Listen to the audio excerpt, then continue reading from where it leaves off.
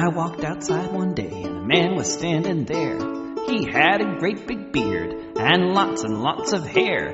He said, won't you come down to the shore and join my jolly crew? We'll wander around the world beneath the skies of blue. We'll sail upon the seven seas, travel near and far.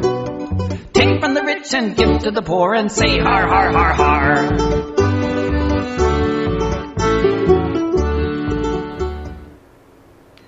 Welcome to Boat Lab, Part 1.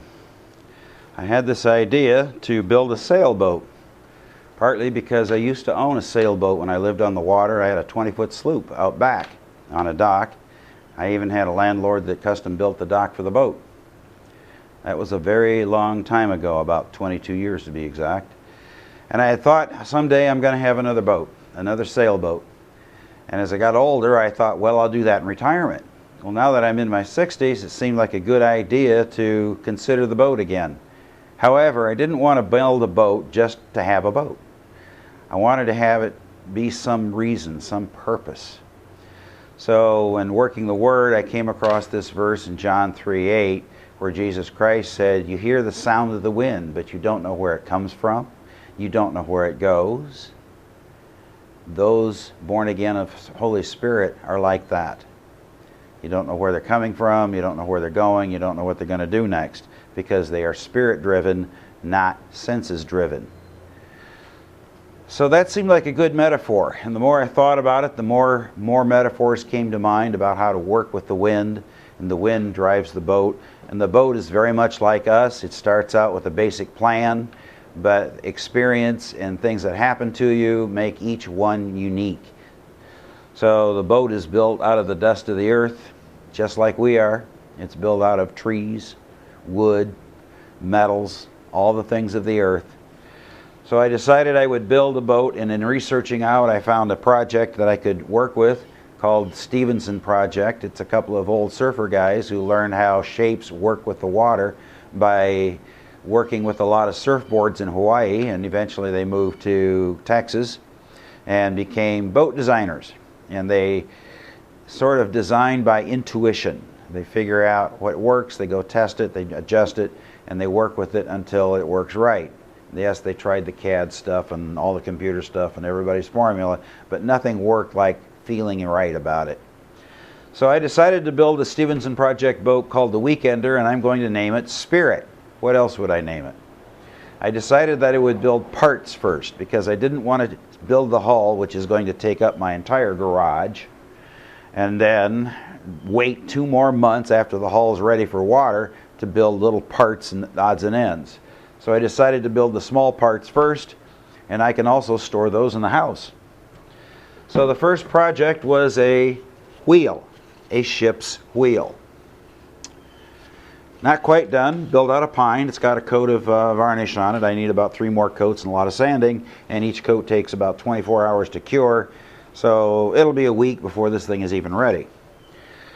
Of course, I do have to drill with the hole saw so I can mount the steering shaft, which goes on here, and then ropes wrap around this, and as you twist it this way and twist it that way, the ropes kind of go this way and that moves the tiller, and I'll get to that in a moment. The next project.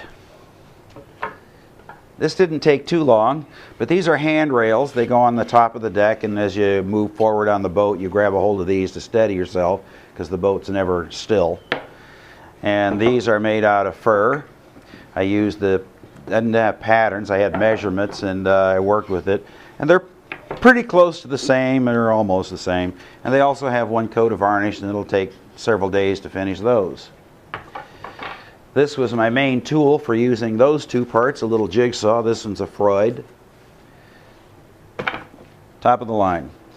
The next thing I engaged in was making rudder. This is the rudder. Doesn't look like all the work that it really took to make it. But the rudder sits on the back of the boat, and it sits down deep in the water like that, and it has to be shaped like an airfoil. So when you shape it, it turns into a foil, and it cuts the water, and as you turn the wheel, the boat goes this way, and then the boat goes that way, and so on and so forth. A rudder starts out in life as just a regular old board, and you have to work with the plans to figure out the curves, the arcs, the angles, and so forth, and then you cut that with the jigsaw. But that's only part of it. This thing is a sure-form scraper, and the way you get the shape of the foil is that you have to sit on the board and you start scraping like this. Took me about 2.5 to 3 hours to develop a shape. I don't know if the video can see it, but it's got a shape to it. It's an airfoil. It's thick in the middle and thin on the edges. And that's what you have to do, and then you do a lot of sanding after that. Well, this of course has to attach to something, attach to the boat. So that requires a rudder box. A rudder box is like this. This attaches to the back of the boat with some eye bolts. This is the tiller. This goes inside the back of the transom. The ropes connect here, and it turns it back and forth. To accommodate the rudder going up and down, you know, back and forth, you have to use ropes. So there are holes drilled in the edges, and then you put knots into the little holes here, and you have about 8 feet 1/4 inch line.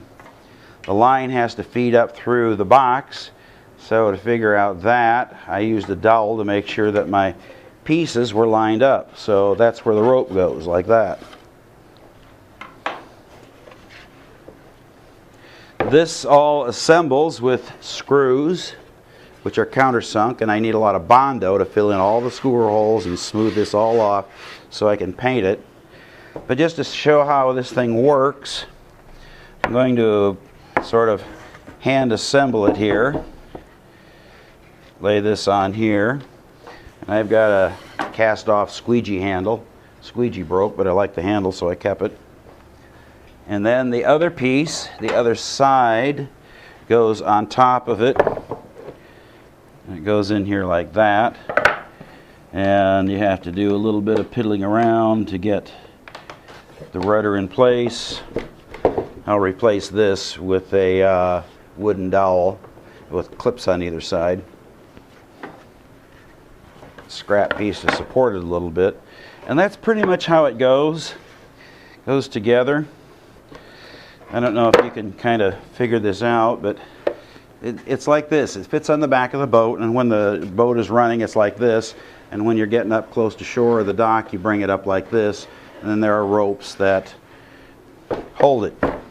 To hold it, you have to have a cleat at the top. So when the rope comes up here, you wrap it around the little cleat and it holds it. And that's how the rudder stays in position. Otherwise, the rudder would just ride up as soon as the boat hits the water. And that's pretty much what it takes to do it. I'm using quite a number of tools besides hand tools. I'm using also quite a few power tools. I use this rotary sander. This one is a Porter cable. And I've got a chop saw, and to get a lot of the pieces set to cut the same and cut the right way, I also use this jig. I've got a chop saw, and the chop saw goes in the center of it. I've also, what we're sitting on here, I threw a little plastic tablecloth over my table saw. There's a blade right over here. And some of the other tools I use are Tight Bond 3 glue. I use that because it's a water impervious glue, and once it sets up, the water can't get to it. It doesn't affect it any. That's not really true of all wood glues. There's another piece that I made. This is the bottom of the jib. The one end connects to the boat, the other end connects to the sail, and it lets it pivot back and forth. It keeps your triangular front sail, called the jib, in good shape. And that's about as far as I've gotten so far. There's a lot of work to be done yet. I have to paint the inside of this and up in here, and then leave all these surfaces where glue goes free. And then I have to repeat that on the other side where I don't have pieces, so I'm going to have to figure out how to trace all of the lines that match this side, and then paint right up to the edge of the line, and then do the glue and screw thing on the other side. Altogether, there's about 1,400 1-inch screws that go in it, and another 300 1 1/4 screws. And then there's a huge amount of cabling and other screws, bolts, threaded rod, a lot of that kind of hardware. So this is what we're doing, and this is how far I've gotten, and thank you for watching Boat Lab Part 1.